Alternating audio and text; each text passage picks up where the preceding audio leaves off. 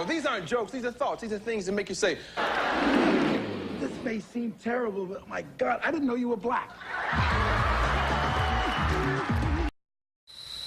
Okay, let's talk about the Roseanne Barr tweets and how this bullshit is something that they want to focus on in the media. You know, I guess they're making her the face of racism now. Not Donald Trump, not his ass, but Roseanne Barr. Although Donald Trump is a fucking white supremacist who happens to be the president of the United States, they're not going after him like they're going after Roseanne Barr, making her the face of white supremacy, I guess. I guess she's now the new face of white supremacy, right? Okay. Well, you know what? Let me tell y'all something. Roseanne Barr's comments does not affect how much money I make on my job, how much these corporations are underpaying us every day. See, that's what you call white supremacy. When you're being paid less than your worth. That's called white supremacy, by the way. And black folks are the hardest fucking people, are the hardest working people in this planet, on this planet, but get paid the least. We're the hardest working people in America and get paid the least. Okay? So, Roseanne Barr's tweets about Valerie Jarrett being compared to the Planet of the Apes and the Muslim Brotherhood, and I mean, all of that, yeah, it is white supremacist talking points. Roseanne Barr is a racist, okay? But her comments on Valerie Jarrett does not pay my bills. It doesn't put food on my table. It doesn't affect my fucking paycheck. See, racism is when people like Bill Gates are funding population control over in Africa. That's what you call racism. That motherfucker is a racist. The Bill and Melinda Gates Foundation provides vaccinations and other fucking programs to Africans. Now, we all know the Ebola virus was created and injected into people over in Africa via vaccinations. We all know that. Why isn't the media talking about that? Why isn't the media talking about the genocidal programs that are currently going on right now over in Africa? Why isn't the media talking about, you know, these eugenics programs that are designed to basically reduce the black population? Why isn't the media talking about that? That's the real racism. Not somebody calling you a fucking ape. Not somebody calling you a nigger. Who gives a fuck about somebody calling me a nigger or an ape? If you have the power to control my life, to keep me in an economic black hole, if you have the power to keep me in an economic black hole, who gives a fuck about you calling me a fucking nigger? When you have the power to keep me economically oppressed. See, I don't care about somebody calling me a nigger. I do care if somebody is keeping me economically oppressed. And America oppresses black people. That's what America has always done. It oppresses black people and brown people and other people of color, even though these other people of color don't really come to the aid of black folks like we come to their aid all the time. But yet and still, they are being economically oppressed. Now, somebody calling me an ape, somebody calling me a nigger, I don't give a damn. I don't care. What I do care about is these institutions that oppress black people. That's what I care about, such as the criminal justice or injustice system. That's what I care about. Such as the bankruptcy courts, such as the child support courts. You know, institutions that oppress black people, mainly black people. And yeah, we are being economically oppressed. We're in an economic holocaust in this country right now. That's white supremacy. That's white supremacy. That's racism. To keep one group economically oppressed. That's what you call racism. and white supremacy. And we need a revolution to overturn this fucking system. We need a revolution. This system cannot be fixed, period. You can't fix capitalism at all. It can't be fixed. Capitalism cannot be fixed. The criminal injustice system cannot be fixed. It cannot be fixed. A lot of white supremacists are in the police force. All of them, you know, all of them got white supremacists. All police forces in this country got white supremacists on the force. So, you know, white capitalism, it can't be fixed with black capitalism. White supremacy cannot be fixed with black supremacy. White supremacy has to be overturned. It has to be abolished. Capitalism has to be abolished. Period. We need a revolution. We need a revolution.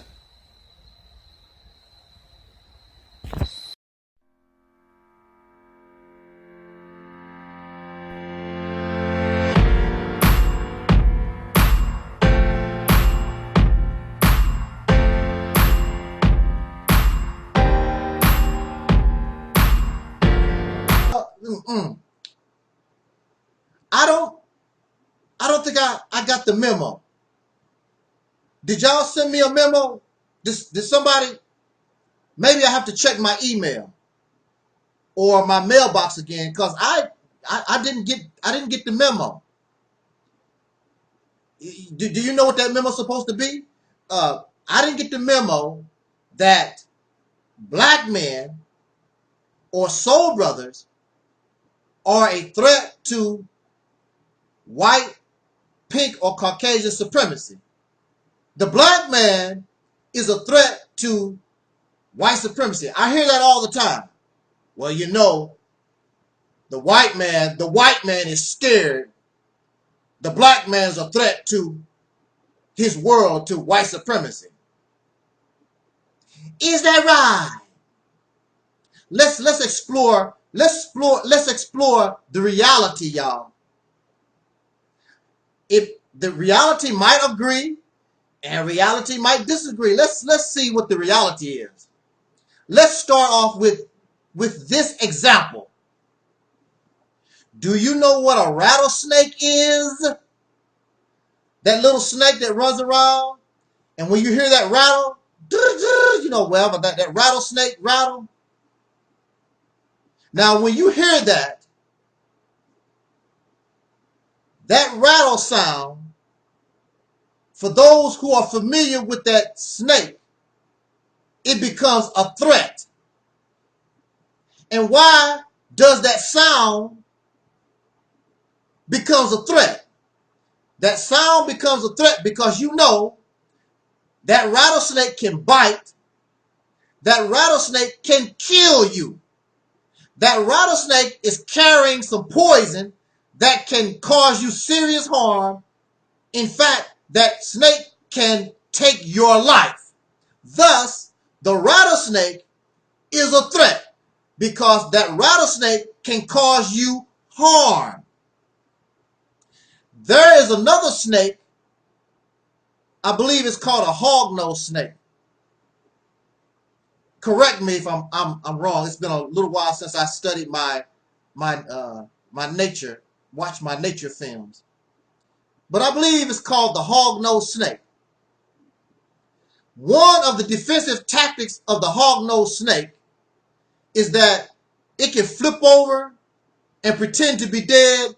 It can open up its mouth and it stinks real bad like it's dead, and it fools a lot of predators because the predator thinks that the snake is dead. And most animals don't eat carrion. They don't eat stuff that's dead. And they will leave the snake alone. Another defensive tactic of the hognose snake is it does not have a rattle like a rattlesnake. But what it can do, it can scrape its scales together and make a sound like the rattlesnake, and people will believe that the hognose snake is a rattlesnake and leave the hognose snake alone because they believe that it's a rattlesnake. The hognose snake is harmless. The hog-nosed snake cannot do nothing to you. It's harmless. The hog-nosed snake is not a threat. The rattlesnake is a threat. So,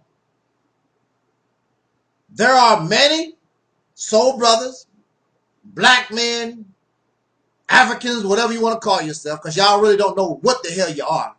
You can't make up your mind. The mighty Hebrew, I'm a more, you don't even know what the hell you are. You confused, so I don't know. I don't know what to call you. But you become a threat to white supremacy. So, using the analogy or the example of the rattlesnake, what is it that black men, soul brothers have now or in the past that make you a threat to white supremacy? What is the poison that you're carrying? What is it that you're doing or what you have done that make white folks scared of you? Now, what Caucasian people do, they pretend to be scared. They do that all the time. They're not scared. They use that to justify putting you in jail or blowing your brains out. They are not scared of you. You are a threat.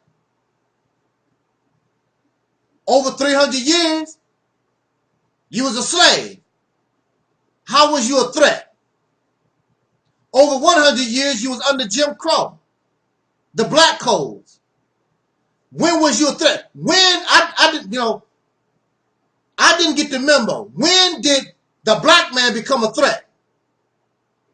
What is the poison that you're carrying to cause fear and that can cause them death, cause white supremacy harm? When did you get it? When did you cause them harm?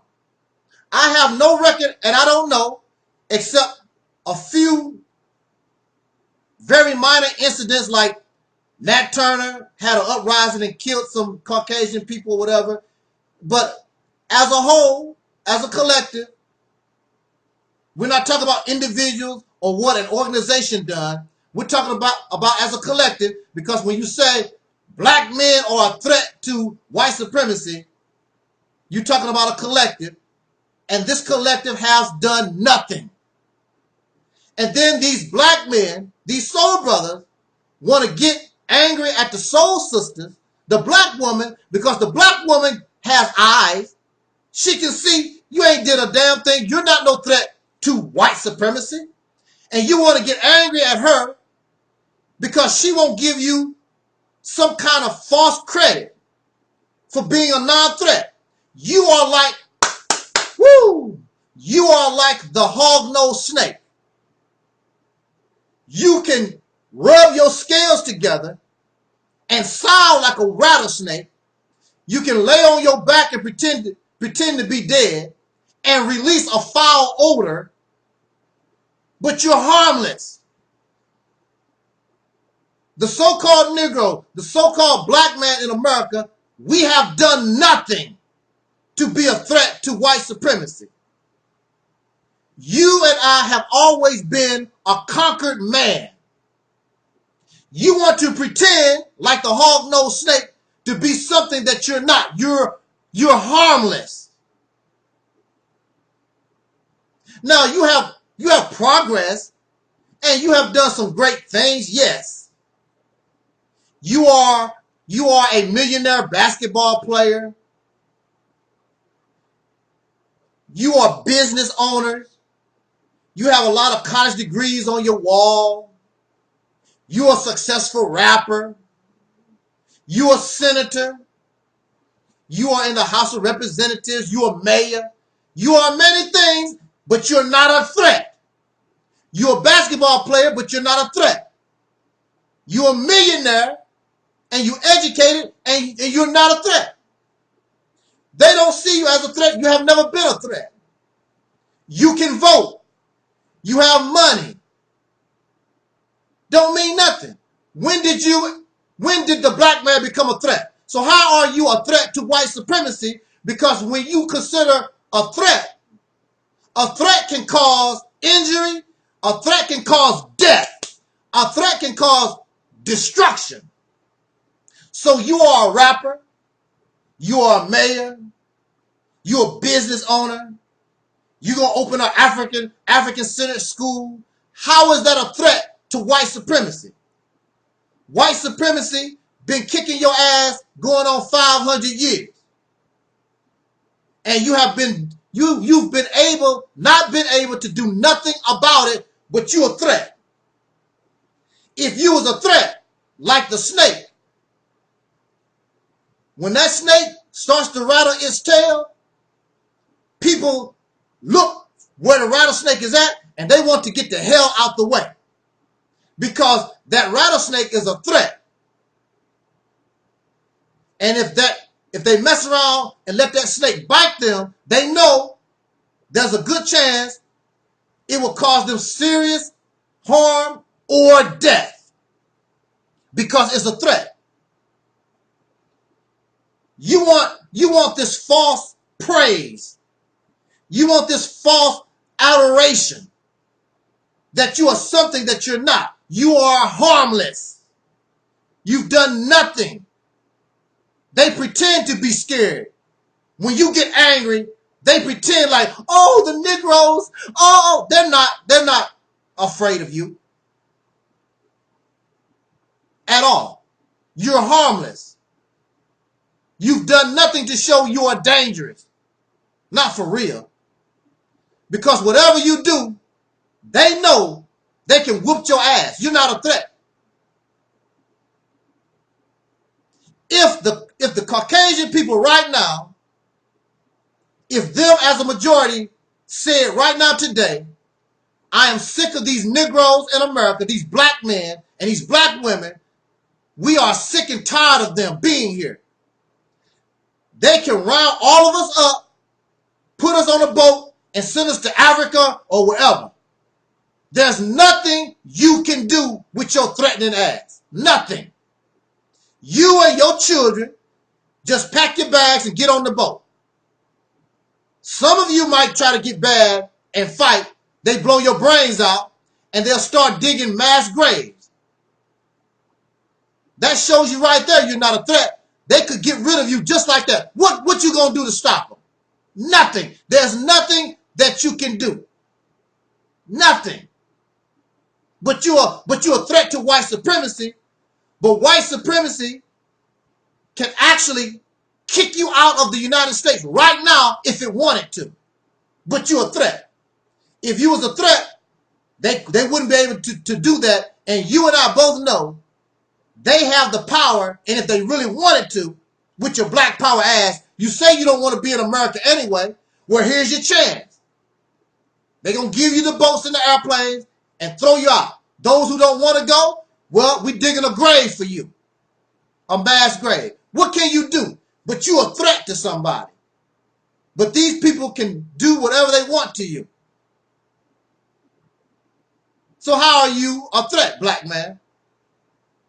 If you want credit for being a threat, then gain yourself some power, put some poison in your fangs, and show that when you bite, you can cause harm and you can cause death just like they can.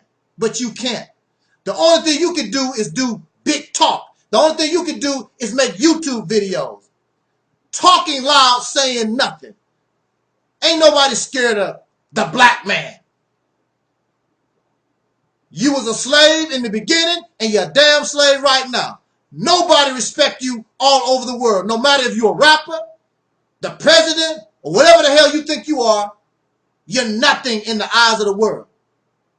Because you have not shown you a threat. You have not shown you have power. You have not shown yourself as a true man. You remain in the place that you was created in, and that is the lane of a slave. But you want the black woman, you want the soul sisters to tell you something else so you can feel good. I don't want to feel good. I want to be an actual threat. I want to be that. I want it to be real. Don't pump up my ego.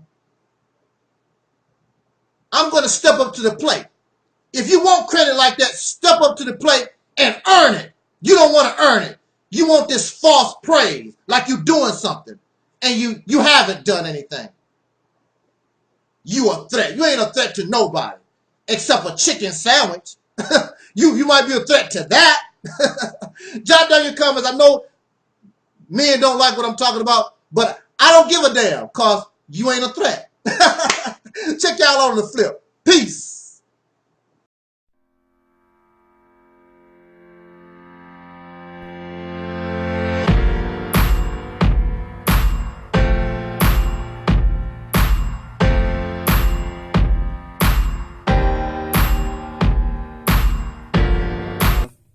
Let's get on the soul train. All right. I want to speak and send this message to our soul sister. Is it Zaza Ali? And our sister Sherzad Ali, those sisters. Sisters with that type of mindset. I want to talk to you real quick. And this is coming from your soul brother. I wish to begin by using this example or analogy. I have a child. I have my son. My son comes home and brings me his report card. And that report card represents a lot of D's. Not A's or B's, but a lot of D's, failing grades. Now, as a parent, should I accept this as a form of success? Should I coddle my son? Should I make my son feel, okay, you bringing home these D's? In other words, you are barely passing. Should I allow my son, because I love my son, I don't want to hurt my son's feelings, should I allow my son to believe that this is a good thing, bringing home these D's? I don't believe. Now, if I am incorrect in any way, please feel free to correct me, because I'm not a parent. But bringing home D's is unacceptable, okay? It's unacceptable. There are many who are angry at your brother, Angel Snub 7, because they feel as though they have been bringing home A's, when in reality, there are D's on the report card. And I let you know, that's not an A, that's a D. They want us to treat them for bringing home failing grades, for being a damn failure, for being a failure. They want to be treated like the person who has an A. That ain't how life works. I love you, my son, but that is not acceptable. And I would be doing you a disservice. I would be doing you a disservice to allow you to believe that that is acceptable. It's not acceptable, son. I love you. You are going to have to work harder. If I cannot help you, my son, then I would try to find somebody that can help you improve your grades, because that's not acceptable. It's not good for you. It's not good for us. It's not good for you as a person. You're not going to get anywhere in life bringing that type of grades home. And I would not be a parent to sit around and coddle you, because I don't want you to cry. I don't want you to feel bad about yourself. I don't want you to feel low self-esteem. No, I need to help you to improve yourself. Now, this is what these sisters do, like Zaza Ali. Zaza Ali and Sherzad Ali, what they do for black men, soul brothers, is they coddle your ego. You are bringing failure home. You're doing nothing on a successful plane. of substance that can affect the destiny and change the life of yourself or your community. And these sisters accept your failure because they don't want to see you cry. They don't want to see you whine and suffer low self-esteem. So they coddle you. Everything, hold your hand, everything gonna be all right. And then the sisters wonder why their men can't step up to the plate. Now look, Zaza Ali, I saw an excerpt from a meeting that they had, and Zaza Ali was trying to show that there are all these good brothers, which they are, there's no doubt about that. She was saying, I have 50 brothers in my phone right now.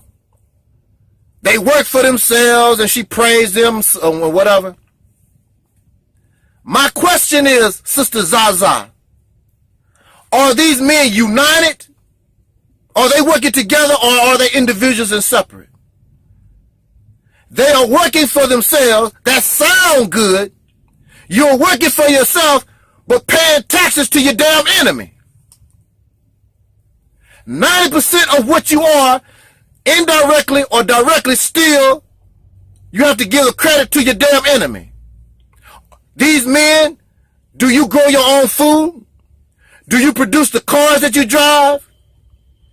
Do you produce the paper and the ink that you write your business crap on? So what are you trying to prove? It is a failing grade. It is not good enough. And you coddle them because of low effort. That's a low effort. How does these 50 men, what kind of effect do they have on the community? They inspire. Inspire to do what? When you still live and operate in the house of your damn enemy and depend on your enemy. Everything that you got, everything that you are, when these 50 brothers that's in your telephone, when they reach in their pocket, they pull out a damn white guy. George Washington, Abraham Lincoln, Thomas Jefferson, Grant. And they actually feel pride about pulling out this Caucasian dude that's on this piece of paper. You are living in houses. Most of the housing that you're living in was not built by you. It was built by Caucasian people. So what are you? So this is not acceptable. This is a failing grade. And you want to call these guys like they really doing something. I love you, my son. If I cannot help you, then I will find somebody that can help you so that because you need to get a passing grade. Because anything else is a disservice. It's a disservice to you, and it is a disservice to the community.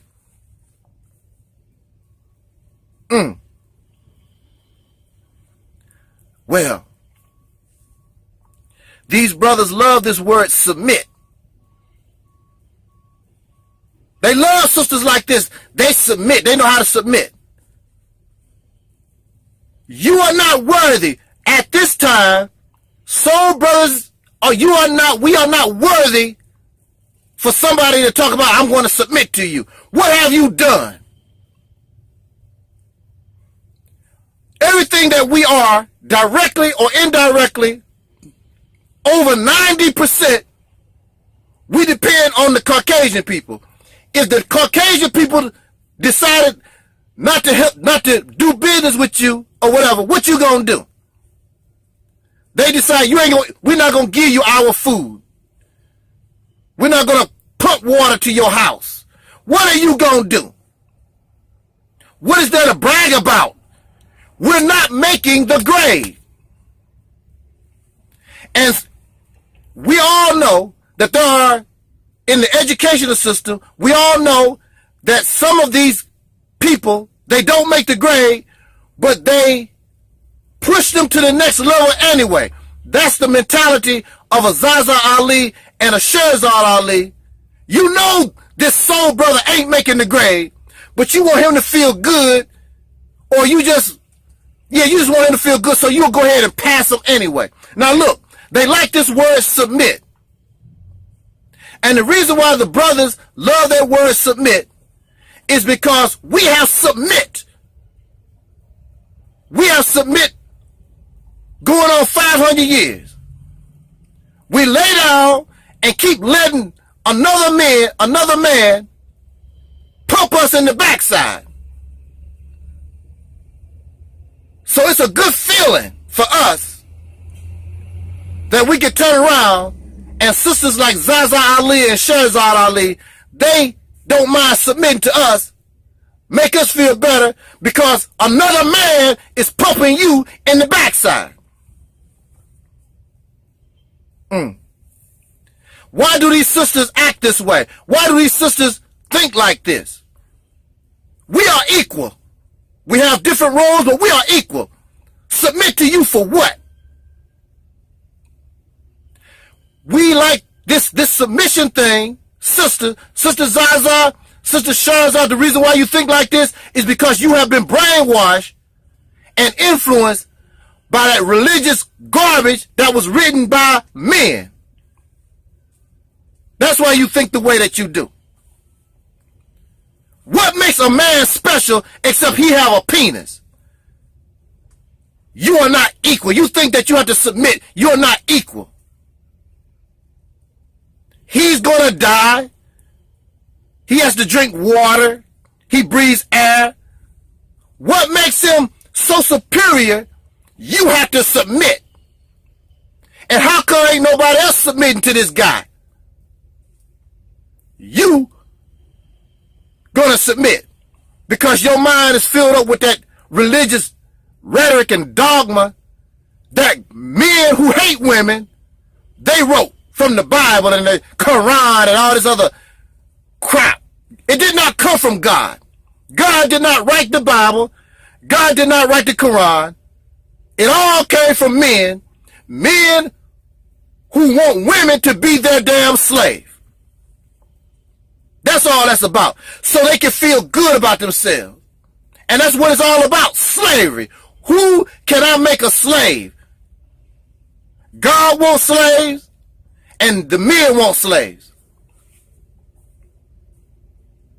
And y'all actually going for it. If you want respect, you have to earn it. These guys want to bring home a D, but they want to get rewarded. They want the brand new bicycle. No. You have to earn it.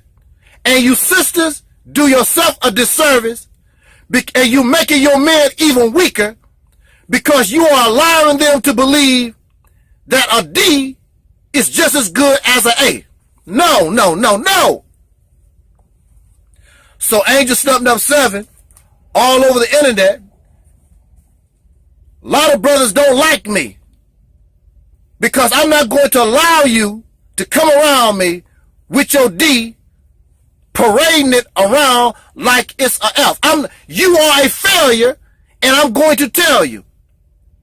And if I cannot help you improve yourself, I will direct you to where you can get help. But we can help one another. We know exactly what needs to be done. We have the wisdom, we have the understanding, and that is to begin to reject all this nonsense that we think that we know. Because it's not working. It's not working, brothers. I'm not saying, sisters, that we put each other down. I'm not saying that we make mockery. I'm not saying that we bash other folks, but this is the reality. The reality is, well, look, it's better to hurt than to continue our award-winning failing ways. You're not going to make it doing what you're doing right now. You're not going to make it. The enemy ain't nobody going to stroke your ego. These people don't care if you cry. They don't care if you whine. They're not going to be sad because you died from suicide from your low self-esteem. They don't care nothing about you. The reason why I speak the way I do is because I care about us. That's not going to work. It's not going to make you strong.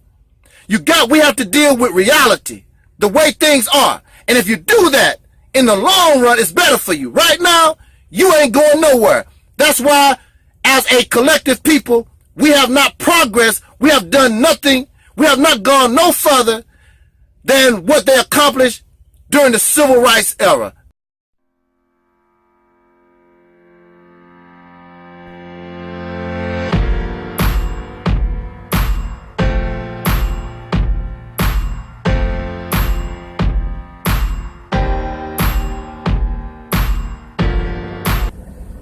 When I was a little boy, and many of us probably can relate, I came from a dysfunctional family. Many of us come from dysfunctional families. We don't get along with our sister, get along with our brothers, our mothers, fathers, aunts, and uncles. There's always some type of confrontation, some kind of crap going on. Nobody seemed to get along. This is family. This is your biological blood. Came from the same mothers, fathers, and so forth. So, coming from that type of background, as a little boy, I always wanted the perfect family. So, I was amazed when I used to watch the Brady Bunch, the Partridge Family, you know, all those Lead It to Beaver, all those family-friendly, even something like the Cosby Show.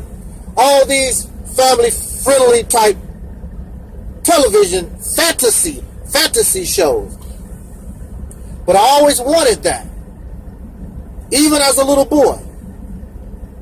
And as a little boy, I always was looking for a man. Has nothing to do with gay. I'm looking for a man because I'm a little boy and I know I'm supposed to be something, and the men that was around me, I know I didn't want to be that. And the first man that I was attracted to was the Honorable Elijah Muhammad. And I was introduced to Islam as taught by the Honorable Elijah Muhammad. I do not know nothing about Orthodox Islam until this day. Orthodox Islam don't do nothing for me. It's always been the teachings of the Honorable Elijah Muhammad, Islam under his teachings. So I'm looking for a man. And I found that man in the Honorable Elijah Muhammad. And when I saw the nation of Islam, I saw brotherhood and sisterhood. I saw the manhood that I felt I should become, just like these brothers, and they call these brothers the FOI. Now, when we talk about brotherhood in the nation of Islam, I was taught when you have a bowl of bean soup, half of that bean soup belongs to your brother or your sister. Half of that bowl belongs to them. So if I have a bowl of soup right now, half of it belongs to you. Now, also I learned, I am also a fan of what you call the Little Rascals. And the Little Rascals had an episode where everybody was trying to get together and they saw themselves as family. And they had a saying, all for one, one for all. All for one, one for all. That's how they get down. If I have a bowl of bean soup, half of it belongs to you. Half of it goes to my brother. Half of it goes to my sister. When you come here to this ministry and we join together, that is what you want, and that's what I present. All for one, one for all. Half of my soup belongs to you. I'm not talking some crap. I mean what I say. If something goes down with you, it got to go down with me. When you feel sick, I feel sick. We all in this together. All for one, one for all. Brotherhood, sisterhood. If we gotta die, then we die together. All for one, one for all. That's how I want to roll.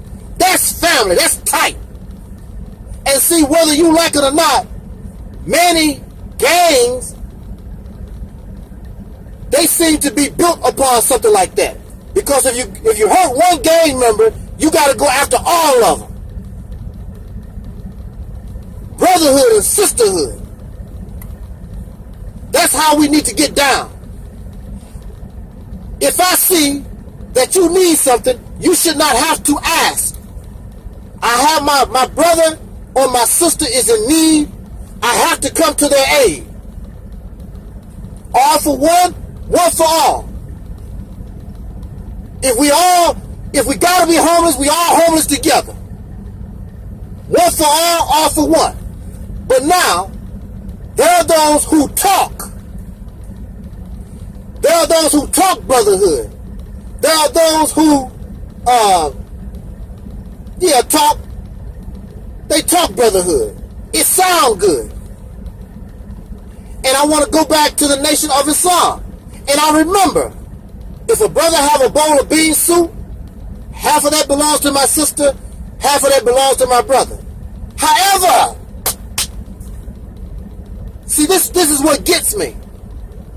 This is what the Honorable Elijah Muhammad taught in the Nation of Islam. But see, look, there are no big I's and little U's. We're supposed to be equals. We're supposed to be the same. However, there's a problem. When I'm looking at all this, there's a problem because there's a certain group, the leadership, the Honorable Elijah Muhammad did not live equal. He lived on a higher level than everybody else.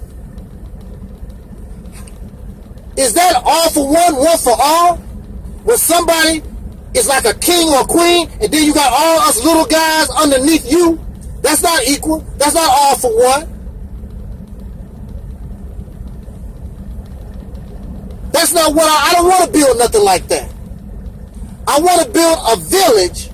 I want to build an institution. I want to build a nation. When you go to that nation, you don't know who the king is. You don't know who the queen is. You don't know who the leadership is, because everybody living and doing the same. Because we actually are equal. Some of y'all can't handle that. When you go to a brother and sister's house, the sister is the head of household just as much as her husband is. Equal. And even the children have a say-so. Now, you may not like this. I remember there was an episode of Good Times, and James Evans Sr. was trying to fix the sink, and Michael Evans, his son, was handing him the tools. He was doing something under the sink, and he grabbed the tool, and Michael said, "Daddy, don't you think this would work better?" And James Evans is like he knows everything. Look, I'm doing this. I got this. You don't know. You know, you're a little boy, whatever. I got this. Just hand me the tool, Michael. When I tell you to hand me something, when I tell you to do something, Michael, just hand me what I want. So Michael handed him what he want, and then James Evans came from out from up under the sink, and he asked for the tool that Michael suggested. See, wisdom, knowledge, understanding can come from anywhere.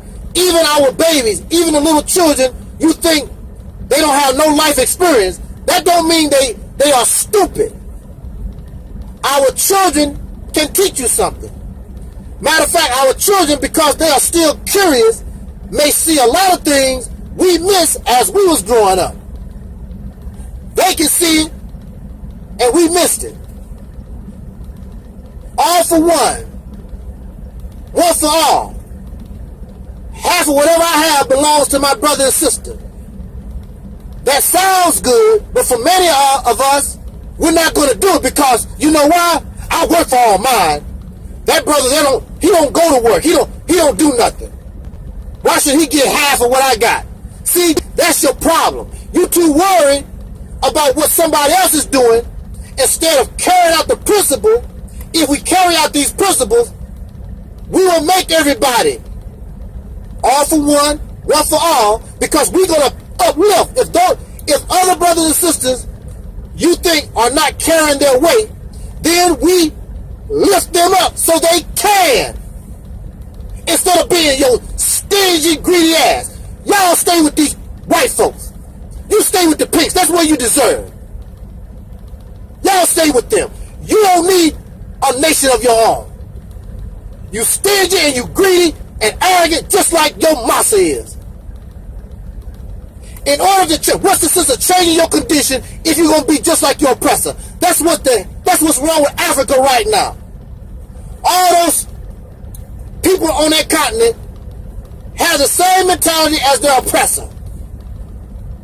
Somebody want to be king and queen and better. They are not trying to uplift one another. There is no all for one for all. Nothing but exploitation. Just like you experienced under colonialism. So, matter of fact, I heard some of those African nations asking for the Europeans to come back and help them. That's sad. Because your mindset, your mentality is just like your oppressor. I don't want nothing to do with that. It makes no sense to try to change your condition just so that you can be the same as we are living now or worse. All for one for all. We take care of each other. A car is not more important to me than you. A house, a college degree, whatever it is that we're supposed to put all this value on has no value greater than my brother and sister. You are more important. All those who come to this ministry, and I don't ask you for a dime right now. I don't ask you for a dime. You are more important to me than anything, any material crap.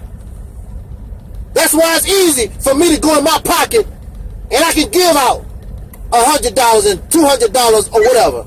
A new message has arrived. Because you mean more to me than material garbage. We should mean more to one another. But when you think and your mind is on this material level, what's the sense of being free? What's the sense of being liberated? So you can stay the same. I want a nation, I want a world where we truly are and really can experience what we call freedom, justice, and equality. Family. Everybody lifting each other up instead of trying to be pompous and throwing your nose up at somebody because they don't have what you have. Work to help them get what you got. But there are some of us, you want to feel better. You want to feel smarter. You want to feel greater. So you need to stay right in the condition that you are. Matter of fact, that's the reason why you're not changing, because you are just like your slave master. Stingy, greedy, violent, profane, nasty. You are the freak, just like your master.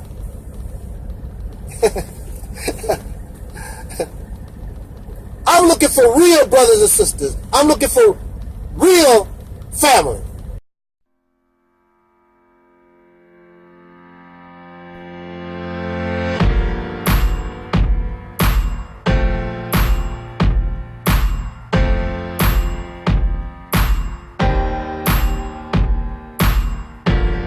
That you have, that you believe in, oh, this is the way it go. They wrote it in a book.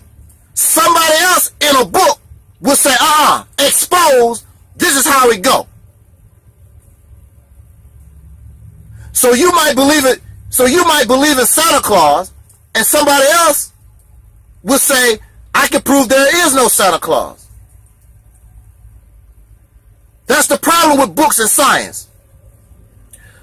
A very good example of books and science is Adolf Hitler and the Nazis. Had lots of books. They justified what they was doing because of history and science. And it seemed as though they used actual science. They proved how that the Nazis are the superior race. So if books is the truth, then there's nothing that Adolf Hitler and the Nazis said or done that was wrong. Because they had books to support everything they said and they done. Science and history supported everything they done. Well, see, they was wrong. But you can't be wrong. Books and sciences can be interpreted any way a person wants it to be interpreted. Now I know, Jesus never existed. There is no evidence. Matter of fact, all these prophets, Moses, Abraham, all these people are fictional. I know this. But there are many books that show me that Moses, Abraham, Jesus, God, all this stuff is real. Many, many books. So does that make them real because there are many books to say that Jesus, Abraham, and all these people actually existed? Now at the same time, there are books to show that these people did not exist. But see, I come to the conclusion that these persons did not exist because I use my brain. Until you show me some type of evidence my brain is telling me something is wrong here. These people didn't even exist. That's where I'm coming from. I am going to use common sense. Even when you read books, you have to analyze the books yourself. You have to use common sense. You have to use reason and analyze. You have to be like a CSI in the information that you're giving.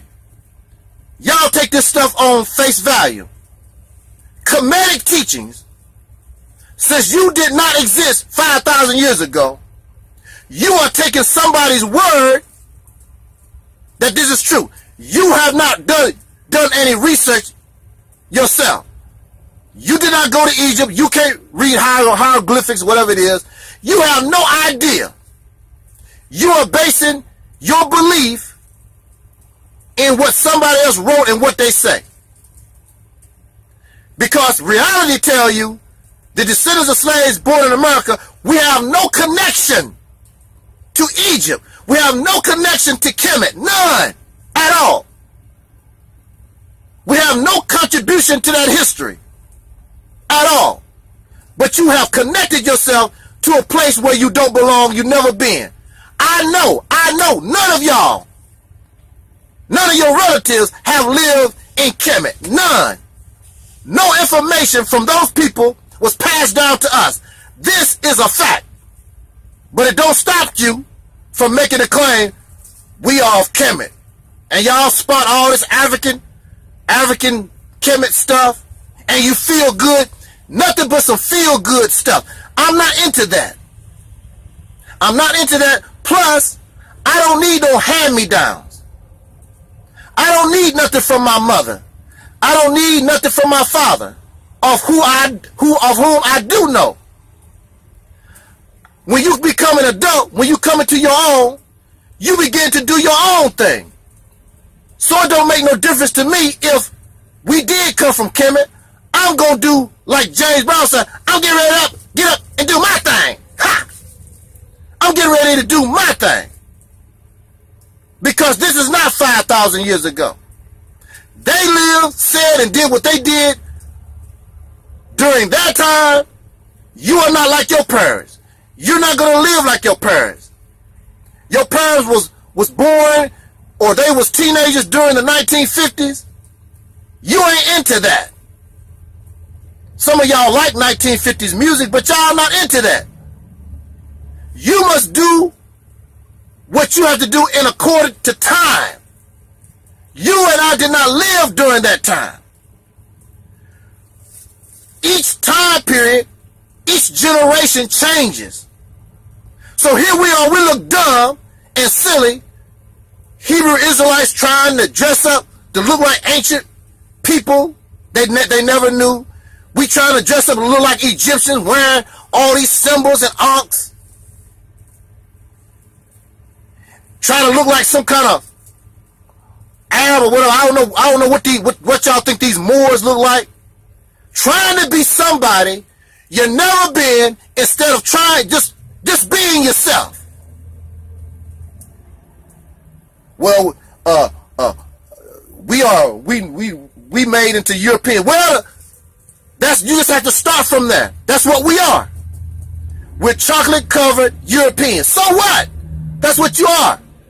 We understand that and move forward and create our own dynamic, tossing out what we don't like and moving on. But you don't want to do that. You want to look like a clown and put on these costumes that have nothing to do with you.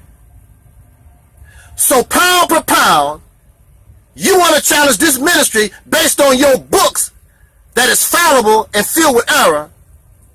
You ain't got nothing coming here. It's not going to work. So it is wise, and many of them already know it's best that you leave me alone and argue with other people that live in fantasy fictional world like you do. With that said, I just wanted to get that off my chest, knock the dirt off my shoulder. Until next time, y'all, I'll catch y'all on the flip-flop. Peace.